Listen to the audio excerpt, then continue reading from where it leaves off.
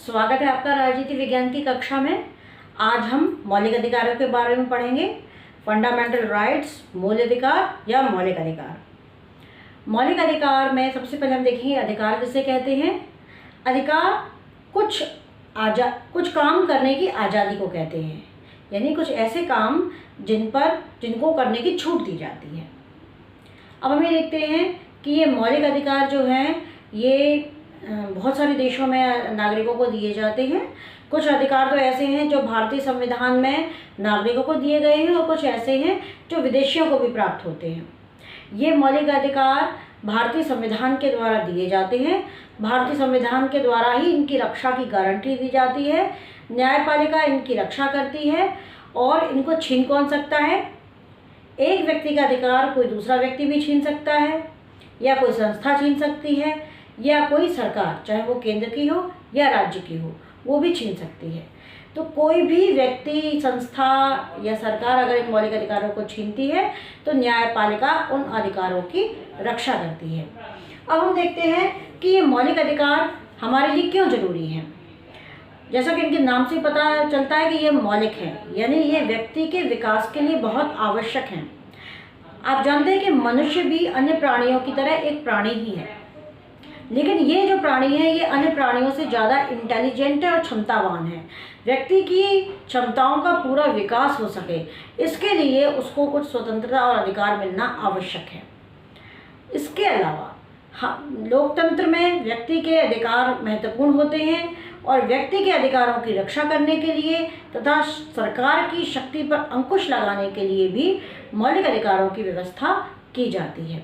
तो इस तरह से लोकतंत्र की रक्षा के लिए, सरकार पर नियंत्रण स्थापित करने के लिए और व्यक्ति के व्यक्तित्व का पूर्ण विकास करने के लिए मौलिक अधिकारों की आवश्यकता होती है। अब एक सवाल ये भी उठता है, क्या मौलिक अधिकारों के अलावा भी कोई अधिकार होते हैं?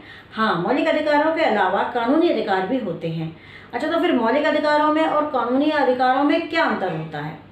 मौलिक अधिकार कानूनी अधिकार की तुलना में अधिक न्याय योग्य माने जाते हैं। ये कहें कि इनकी जो रक्षा होती है वो अधिक प्रभावी ढंग से की जाती है। मौलिक अधिकार संविधान के द्वारा प्रदत्त होते हैं, जबकि कानूनी अधिकार संसद की किसी सामान्य विधि या कानून के द्वारा दिए जाते हैं। मौलिक अधिकारों की रक्षा भी संविधान के द्वारा निश्चित की गई है, जबकि कानूनी अधिकारों की रक्षा अन्य सामान्य कानूनों के द्वारा ही होती है। मौलिक अधिकारों में परिवर्तन करने के लिए सरकार को संविधान में संशोधन करना पड़ता है, जो कि एक जटिल प्रक्रिया है, जबकि सामान्य कानूनी अधिकारों में परिवर्तन करने के लिए बस संसद में एक कानून पास करके उनको परिवर्तित किया जा सकता है। तो इस तरह से हम देखते हैं कि जो मौलिक अधिकार होते हैं वो संविधान के द्वारा प्रदत्त और संविधान के द्वारा रक्षित होते हैं, और इसलिए मौलिक अधिकारों को बदलना या छीनना किसी के लिए भी संभव नहीं हो पाता है। अब अगर हम भारतीय संविधान की बात करें तो जब भारतीय संविधान का निर्माण हुआ था तो उसमें 7 मौलिक अधिकार भारतीय नागरिकों को प्रदान किए गए थे। ये मौलिक अधिकार की अवधारणा हमने अमेरिका के संविधान से ली है। 7वां मौलिक अधिकार जो संपत्ति का अधिकार था, उसको 44वें संशोधन के द्वारा मौलिक अधिकार की श्रेणी से हटाकर सामान्य कानूनी अधिकार बना दिया गया है। वर्तमान में भारतीय संविधान के भाग 3 में अनुच्छेद 12 से लेकर 35 तक आपको मौलिक अधिकारों का उल्लेख मिलेगा। ये जो संविधान में मौलिक अधिकार प्रदान किए गए हैं, ये 6 मौलिक अधिकार हैं। आप सभी को वैसे तो नाम इनके पता ही है, आप अपने मन में दोहरा के देखिए। बच्चों, ये जो मौलिक अधिकार हमारे संविधान के द्वारा हमें प्रदान किए गए हैं, इन सभी अधिकारों पर उचित प्रतिबंध लगाए गए हैं।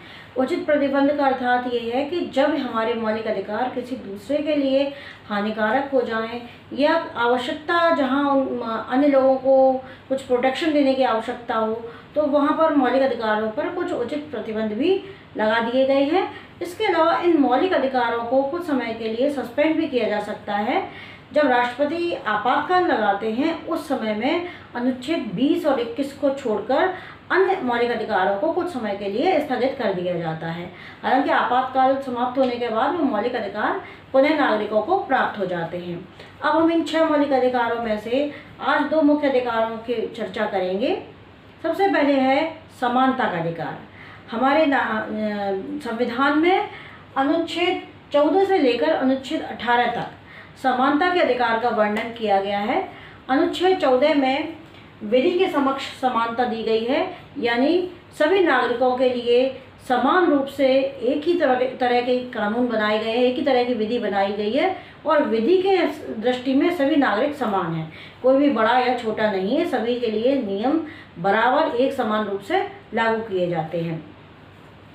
अनुच्छेद 15 में जन्म स्थान, धर्म, जाति, नस्ल के भेदभाव का निषेध किया गया है, यानी जो कुछ भी प्राप्त होगा सरकार के द्वारा वो सभी को समान रूप से प्राप्त होगा।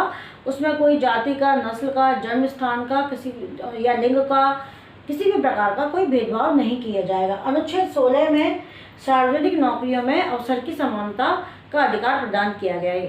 सरकार के द्वारा जो भी नौकरियां निकाली जाएंगी उसमें जो आवश्यक योग्यता है, जो लोग भी उस योग्यता को पूरा करते होंगे उनको वो प्रदान किए जाएंगे। हालांकि अनुच्छेद 15 और 16 में दोनों में ही कुछ पिछड़े वर्ग के लोग या महिलाएं, बच्चे, इनको या अनुसूचित जाति जनजाति इनको ध्यान में रखा गया है और कहीं और आरक्षण की व्यवस्था की गई है। उसको मौलिक अधिकार के लिए बाधक नहीं माना गया है, क्योंकि सरकार संविधान निर्माताओं का ये मानना था कि जो लोग विकास की दौड़ में पिछड़ गए हैं उनको सबके बराबर लाने के लिए हमें कुछ प्रोत्साहन देने की आवश्यकता होती है।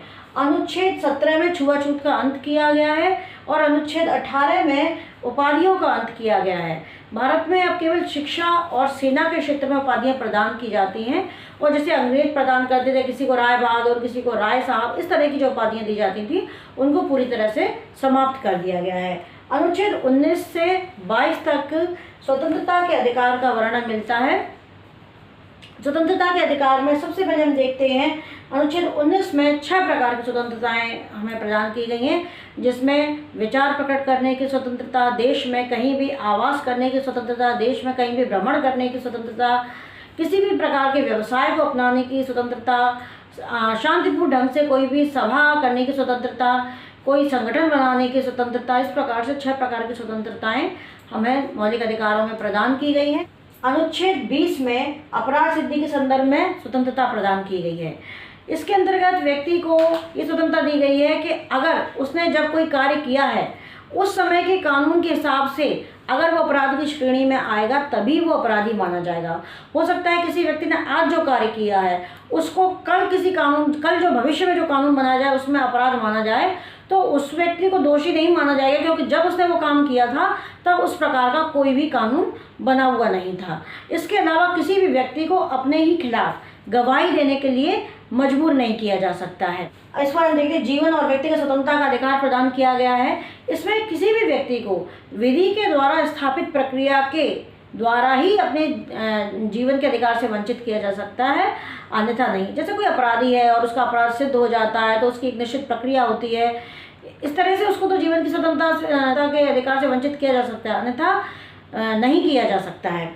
इसके बाद हम देखते हैं कि अनुच्छेद 22 में गिरफ्तारी और बंदीकरण के विरुद्ध सुरक्षा प्रदान की गई है, यानी अगर किसी व्यक्ति को गिरफ्तार किया जाता है तो उसको उसका कारण भी बताना पड़ेगा। इसके अलावा उसको वकील से परामर्श करने का अधिकार दिया गया है। अगर कोई व्यक्ति बहुत गरीब है या किसी कारण से अपना वकील नहीं कर सकता है तो सरकार के द्वारा उसको वकील भी उपलब्ध कराया जाएगा और कोई भी व्यक्ति जिसको बंदी बनाया जाता है उसको 24 घंटे के अंदर कोर्ट में पेश करना होगा। इस तरह से हम देखते हैं कि हमारे भारतीय संविधान में व्यक्ति को स्वतंत्रता का अधिकार प्रदान किया गया है।